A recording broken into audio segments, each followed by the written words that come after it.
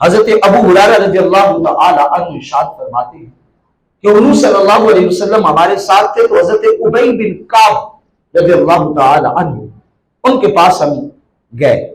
حضرت ابی بن کعب رضی اللہ تعالی عنہ یہ وہ صحابی رسول ہیں جو قرآن پاک بڑا خوبصورت پڑھا کرتے تھے، اتنا خوبصورت پڑھتے تھے، حضور انہیں فرمایا کرتے تھے ابی بن کعب مجھے قرآن کی تلاوت تو ذرا سنا، اتنے خوبصورت انداز میں قرآن کی تلاوت کیا کرتے تھے۔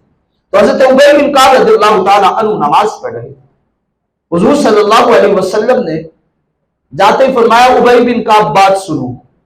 ابی بن کعب کو پتہ چل گیا کہ حضور تشریف لائے، لیکن انہوں نے جلدی جلدی اپنی نماز مکمل کی اور حضور کی بارگاہ میں حاضر ہوئے۔ حضور نے فرمایا اے ابی بن کعب، میں نے تمہیں بلایا تھا، تم آئے نہیں، تم نماز پڑھتے۔ یا رسول اللہ صلی اللہ علیہ وسلم میں نے سمجھا کہ میں نماز کو پڑھ لوں، جلدی جلدی مکمل کر کے پھر آپ کی بات سنتا ہوں۔ تو حضور نے فرمایا اے ابی بن کعب، کیا تو نے رب کا قرآن نہیں پڑھا؟ اللہ قرآن میں ذکر کرتا ہے یا ایھا الذین آمنوا استجیبوا للہ وللرسول اذا دعاکم لما یحییکم، جب تمہیں اللہ اور اس کا رسول بلا لے تو تم جس حال میں بھی ہو ہر حال کو چھوڑو، پہلے اللہ اور اس کے رسول کی بات کو سنو۔ تمہارا حق بنتا تھا کہ تم پہلے میری بات سنتے پھر اللہ کی بارگاہ میں کھڑے ہوتے۔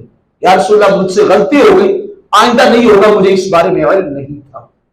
تو حضور نے فرمایا اے ابی بن کعب میرے پاس بیٹھو۔ حضرت ابی بن کعب رضی اللہ تعالیٰ عنہ حضور کی بارگاہ میں بیٹھے۔ حضور نے فرمایا اے ابی بن کعب، آج تجھے میں کچھ ایسا سکھانے والا ہوں،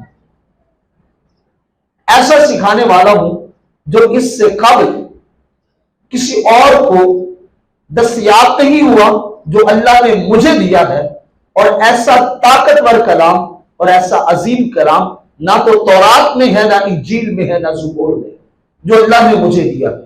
اگر تم اسے تھام لو گے اور اس سے جڑ جاؤ گے تو اللہ کی بارگاہ میں مقام پا جاؤ گے۔ یا رسول اللہ صلی اللہ علیہ وسلم مجھے سکھائیے تو صحیح۔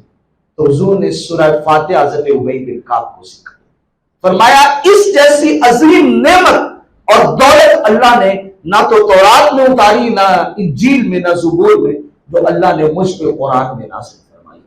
لہٰذا اے ابی بن کعب اسے سمیٹ لو اور اسے تھام لو اور اس کی تلاوت کثرت سے تم کیا کرو۔ حضور نبی مکرم صلی اللہ علیہ وسلم ایک دن باہر نکلے تو دیکھا کہ ایک شخص سورہ فاتحہ کی تلاوت کر رہا ہے۔ حضور صلی اللہ علیہ وسلم رک گئے اور اس کی سورہ فاتحہ کی تلاوت سنتے رہے، یہاں تک کہ اس نے مکمل کر لی۔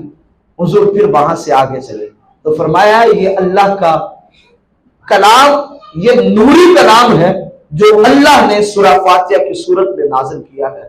اگر تم چاہتے ہو کہ تمہارے دل کی بند کھڑکیاں کھل جائیں تو سورہ فاتحہ کی تلاوت کیا کرو، اللہ ہر بند کھڑکی کو کھول دے گا۔